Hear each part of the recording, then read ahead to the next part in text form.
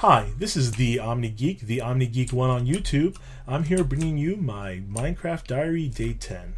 Today's going to be a little bit different because I'm going to actually show you how to do something instead of just explaining how machines work. Today we're going to be extracting oil from an oil deposit, something that was added in Feed the Beast Ultimate Pack, and I'm going to do that with the help of these liquid tesseracts as well as this pump. For now, first I have to set up the liquid tesseract over here. These are iron tanks. Iron tanks can hold various liquids, from water to creosote oil to biomass and biofuel. Now we're going to put oil into this one. So here's the valve. I'm going to stick the tesseract right here. I'm going to set it up. So right now it's inactive. I have to set up a frequency. And I also have to set up, I have to name that frequency so that the other tesseract knows where to send it.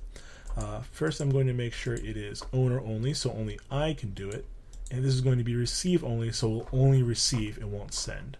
I'm going to put 57 as the frequency, and I'm going to name it Oil King. Why not? So I'm going to set frequency, save frequency. Alright, so that's all set. Let me just make sure. Alright. So that's good to go. So that's all set up. It'll send it into this iron tank. So let's go ahead and go find the oil well. I believe I have a waypoint already set up. Let's go ahead. Let's see here. There it is. Oil. I'm going to enable it. Disable that. Alright, so let's look around. There it is. Turn on my jetpack. There we go. And I can fly away. Not a lot has changed in the house. We're just really trying to accumulate our fuel, accumulate our fuel, accumulate our wealth, so that we can move on to bigger energy projects. So we can eventually have end game energy, and have so much energy we don't know what to deal with it. So this is oil. I'm sorry that it became nighttime while we did this, but this is oil. If you can see, I'll light this up a little bit so you can all get a better look. See here, right here, and right here. This is oil, liquid gold, and right now, as you can see, it's kind of pouring out. If you go in, see, it goes all the way down until there's actually an oil pocket down there.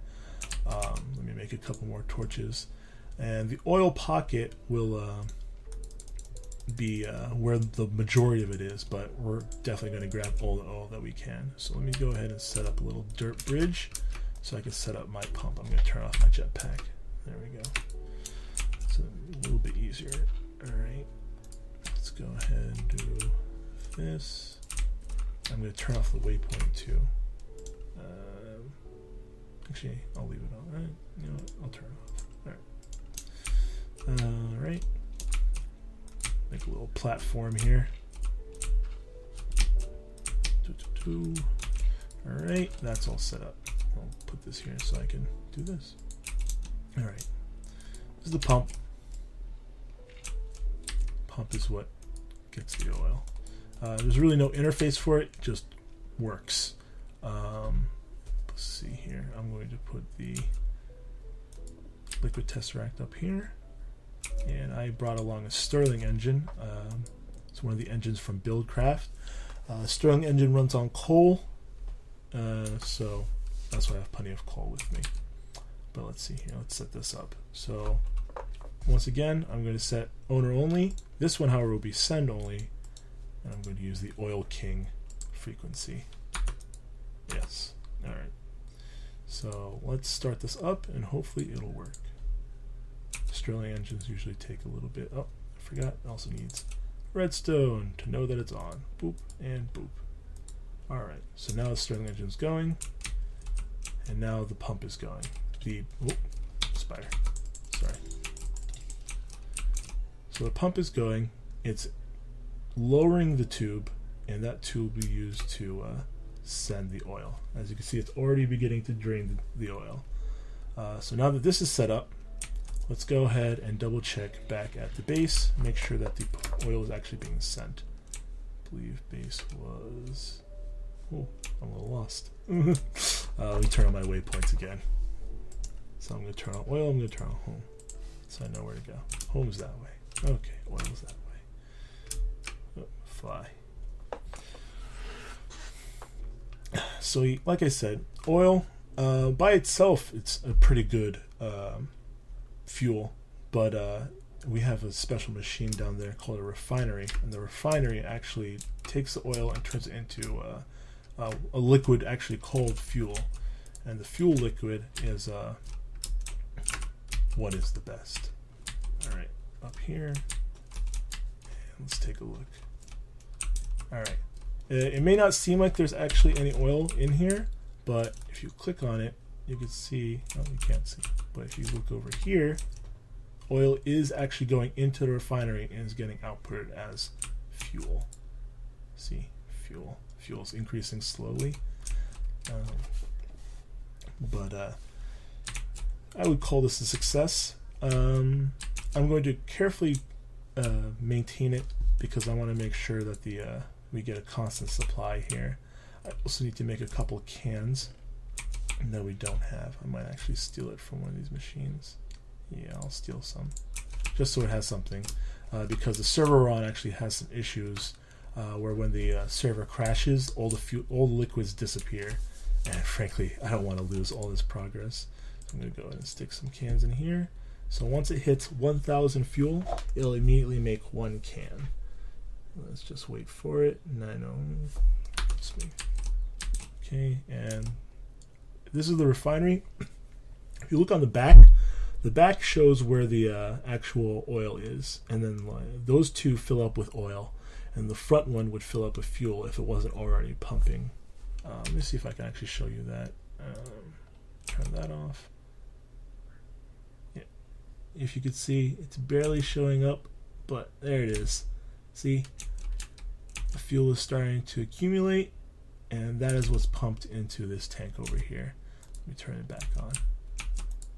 Now look at that. We have 1 can of fuel, which, as you can see by the can produce, it can produce a lot of energy, and that is fantastic. We already have 14 cans, but I'm going to make sure with my liquid Tesseracts and my oil pump that I always have a constant supply. So that's it for that. Let me see what else I've got going on. The quarry is working pretty well. We actually have a new system in place, a sorting machine. Sorting machines are a really handy tool because it takes everything that the quarry dumps into here and it sorts it. We can set different colors so that when it gets when something in that row designated by that color is put in, it'll go in through that tube. So for instance, we actually have ores all going into the black tube, and the black tube actually goes around and through to these pulverizers, which are like macerators, and the pulverizers take the ore, crush it, make it into double or sometimes triple of what it is, and then those go into the powered furnaces, and then from the powered furnaces we actually have a set of tubes to send it back into the system to go into our many barrels. So right now we actually have a pretty decent setup when it comes to getting resources. We don't really have to do a lot of digging ourselves, but the quarry is only limited in the fact that it's only set in a certain area. Let me go ahead and show you the quarry while I'm still here, because forgot to turn off light. There we go. Because actually it's pretty cool when you look at it. I don't know if you remember from the last video, but as it started to dig, we actually are on a second quarry now. The first quarry already finished. Unloaded chunks over there. I'm going to make sure to avoid those. Yeah, the second quarry is actually currently running, and that's actually bigger than our previous quarry. Oh, looks like none of these chunks are loading. Oh, that was a little worrisome. I don't want to get stuck. I guess the server's lagging a little bit. But anyways, as I keep on flying, I'll get there eventually. As it seems, the heavier your modular power suit is, the more you weigh, so the slower you fly. If I remove some of my stuff, I'd probably be able to fly a little bit faster, but I kind of need the energy. So this is where my previous quarry waypoint was. As you can see, it's a shell of what it was before, but it goes all the way down to bedrock.